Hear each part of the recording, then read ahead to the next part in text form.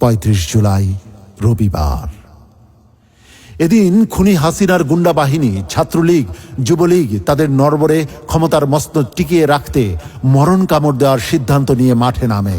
পুলিশি পাহারায় সকাল থেকেই আগ্নেয়াস্ত্র ও দেশীয় অস্ত্রশস্ত্র সহ আন্দোলনের গুরুত্বপূর্ণ পয়েন্ট যাত্রাবাড়ি, উত্তরা, রামপুরা সহ মোড়ে মোড়ে অবস্থান নেয়। শিক্ষার্থীরা আন্দোলনে অংশ নিতে চাইলে অনেককে পিটিয়ে হাত পা ভেঙে দেয় এবং প্রকাশ্যে গুলি করে হত্যা করে। কিন্তু ছাত্র জনতার ঐক্যবদ্ধ প্রতিরোধে পালিয়ে যেতে বাধ্য হয় সন্ত্রাসীরা। পরিস্থিতি পুরোপুরি সরকারের নিয়ন্ত্রণের বাইরে চলে যায়। ডিএমপির ডিসি ইকবাল তৎকালীন স্বরাষ্ট্রমন্ত্রী আসাদুজ্জামান খানকে অভিযোগ করে বলেন, গুলি করি, মরে একটা, আহত হয় একটা, একটাই যায় স্যার, বাকিটি যায় না। এইটা হইল স্যার সবচেয়ে বড় আতঙ্কের বিষয়। কি করে লাশ নামানো লাগছে স্যার, কিন্তু গুলি করলে মরে একটা, আহত হয় একটা, একটাই যায় স্যার, বাকিটি যায় না। এটা হলো স্যার সবচেয়ে বড় আতঙ্কের এবং দুশ্চিন্তার বিষয়। রাজধানীর রাওয়া ক্লাবে সংবাদ সম্মেলনে সাবেক সেনাপ্রধান জেনারেল ইকবাল করিম ভূঁইয়া সশস্ত্র বাহিনীর অবসরপ্রাপ্তদের পক্ষে তার বক্তব্যে বলেন, গত ৩ সপ্তাহ ধরে সারা দেশে হত্যাযজ্ঞ, নির্যাতন, গুম ও গণগ্রেফতারের যে ঘটনা চলছে তাতে তারা গভীরভাবে উদ্বিগ্ন। সশস্ত্র বাহিনীকে অবিলম্বে সেনা ছাউনিতে ফিরিয়ে নেওয়া প্রয়োজন। দেশপ্রেমিক সশস্ত্র বাহিনীকে ছাত্র জনতার মুখোমুখি দাঁড় না করানোর আহ্বান জানায় সশস্ত্র বাহিনীর অবসরপ্রাপ্ত অফিসাররা। বাইতুল মোকাররম উত্তর গেটে ইসলামী আন্দোলন বাংলাদেশের গণমিছিল পূর্ব জমায়েতে প্রধান অতিথির বক্তব্যে ইসলামী আন্দোলন বাংলাদেশের সিনিয়র নায়েবে আমির মুফতি সৈয়দ মোহাম্মদ ফয়জুল করিম শায়েখে চরমনাই বলেন, রাজপথে যেহেতু নারী, পুরুষ, ছাত্র, ডাক্তার, আইনজীবী, আলেম ওলামা সহ সকল স্তরের মানুষ নেমে এসেছি, শেখ হাসিনার পতন হবেই হবে। ছাত্র জনতার এক দাবি, খুনি হাসিনার পদত্যাগ। খুনিকে গদিচ্যুত না করে জনগণ ঘরে ফিরে যাবে না। আজকে তো আগামীকালে টর্নেডো পূর্বাভাস দেওয়া হচ্ছে, কিন্তু টর্নেডো হবে কালকে ইনশাআল্লাহ। লক্ষ মানুষের ভারে শেখ হাসিনার গদি তলিয়ে যাবে ইনশাআল্লাহ। আগামীকাল সমস্ত জনগণ এখানে উপস্থিত হবেন, সবাই এখানে উপস্থিত হবেন। এমন আন্দোলন শুরু হবে, টর্নেডো শুরু হবে, ঝড় শুরু হবে। শেখ হাসিনার নৌকা সাগরে নিমজ্জিত হবে। সবাই কাজে আসবেন। মুফতি ফয়জুল করিম শায়েখে চরমনাই পরের দিন ৫ আগস্ট সকাল 10টায় বাইতুল মোকাররম উত্তর গেটে গণমিছিল কর্মসূচি ঘোষণা করেন। একই সাথে সারা দেশে জেলা ও মহানগরে গণমিছিল অনুষ্ঠিত হবে। ঢাকার গণমিছিলের নেতৃত্ব দিবেন দলের আমির পীর সাহেব চরমনাই। তিনি বলেন, আগামীকাল জনতার টর্নেডো হবে রাজপথে। বাইতুল মোকাররম থেকে একটি বিশাল মিছিল নিয়ে শায়েখে চরমনাইয়ের নেতৃত্বে পল্টন মোড় হয়ে শাহবাগে গিয়ে পৌঁছলে আন্দোলনে প্রাণবন্ত পরিবেশের সৃষ্টি হয়।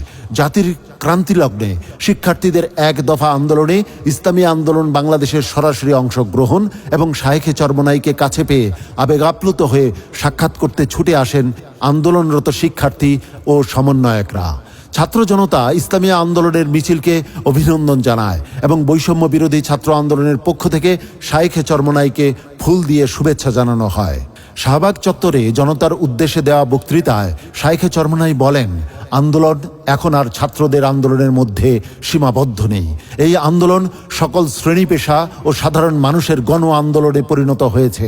খুনি হাসিনার সাথে কোনো সমঝোতা হবে না। আমাদের পথ ও মত একটাই, খুনি হাসিনা ক্ষমতায় থাকতে পারবে না ইনশাআল্লাহ। যদি কেউ আমাদের মধ্যে শেখ হাসিনার সাথে আঁতাত করার চেষ্টা করে, ষড়যন্ত্র করার চেষ্টা করে, তাকেও আমরা মীর জাফর ঘোষণা করছি। শেখ হাসিনার সাথে কোনো আলোচনা নাই, বৈঠক নাই। আমরা রক্ত দেব, জীবন দেব, রাজপথ ছাড়ব না। শেখ হাসিনাকে উৎখাত করেই রাজপথ ছাড়ব ইনশাআল্লাহ। তিনি শাহবাগ থেকে গণভবন দখল করার ঘোষণা দেন এদিনই।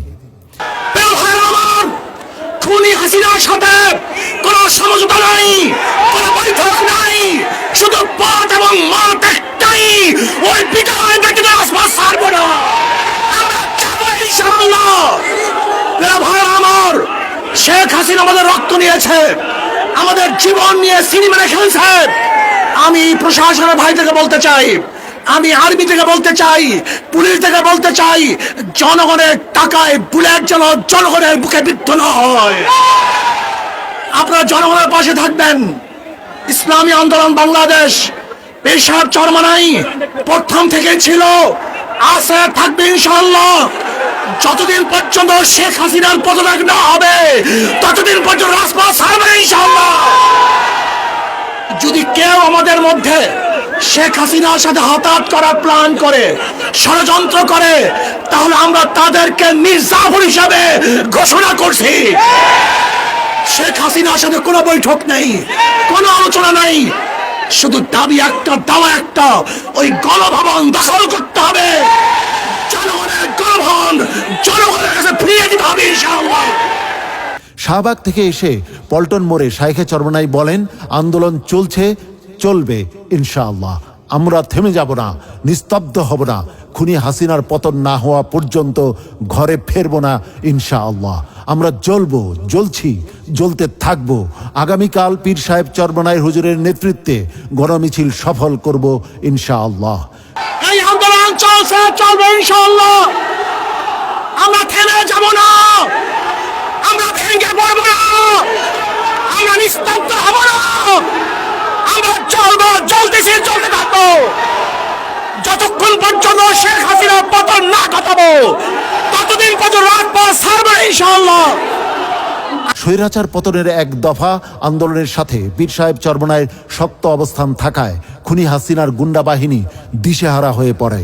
বিকালে ইসলামী আন্দোলন বাংলাদেশের কেন্দ্রীয় কার্যালয়ের সামনে ছাত্রলীগের সশস্ত্র সন্ত্রাসী বাহিনী ডজন খানেক বিস্ফোরণ ঘটানোর পর অফিসের অভ্যন্তরে হামলার চেষ্টা করলে ইসলামী ছাত্র আন্দোলন বাংলাদেশ ও ইসলামী যুব আন্দোলনের নেতৃবৃন্দ সন্ত্রাসীদের শক্ত হাতে প্রতিহত করেন।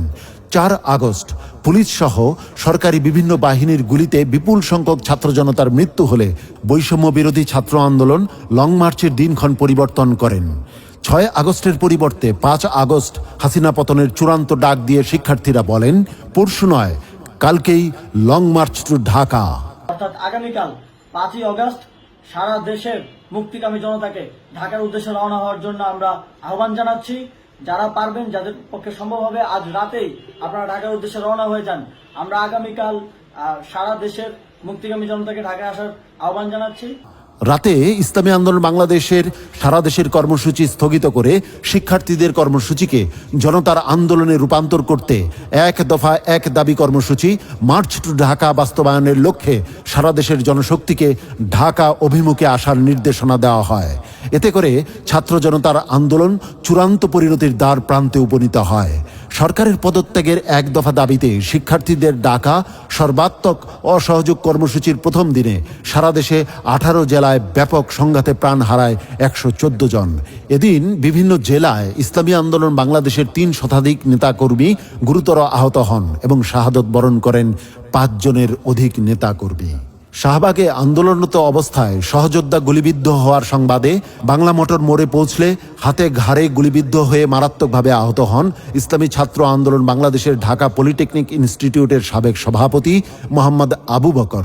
এদিন বিকেল 5টায় ঢাকার ফার্মগেটে আন্দোলনরত অবস্থায় মাথায় গুলিবিদ্ধ হয়ে শাহাদত বরণ করেন ইসলামী ছাত্র আন্দোলন বাংলাদেশ বরিশাল বিএম কলেজের সদস্য মোহাম্মদ তাওহিদুল ইসলাম। এদিন আরও শহীদ হন সোনারগাঁও ইউনিভার্সিটির সদস্য মোহাম্মদ রাসেল মাহমুদ। পুলিশের গুলিতে শাহাদত বরণ করেন ইসলামী ছাত্র আন্দোলন ভোলা উত্তর জাহানপুর ইউনিয়নের প্রচার সম্পাদক ফজলে রাব্বি, সিরাজগঞ্জ জেলার এনায়েতপুর শাখার সাবেক সাহিত্য ও সংস্কৃতি বিষয়ক সম্পাদক শিহাবউদ্দিন।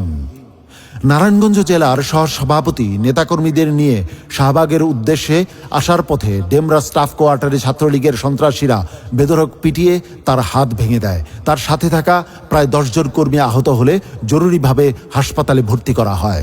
শিক্ষার্থীদের ডাকে মার্চ টু ঢাকা কর্মসূচি বাস্তবায়নে ঢাকার সব মাদ্রাসার গেট খোলা রাখা, সারা দেশ থেকে ঢাকায় আগত শিক্ষার্থী ও জনতার জন্য মেহমানদারির ব্যবস্থা করা এবং ফেসিস্ট খুনি হাসিনা নামক গজব থেকে জনতার মুক্তির প্রত্যয়ে রাতে মসজিদে মসজিদে কুনুতে নাজেলা পড়ার কর্মসূচি ঘোষণা করে বৈষম্য বিরোধী কওমি ছাত্র আন্দোলন।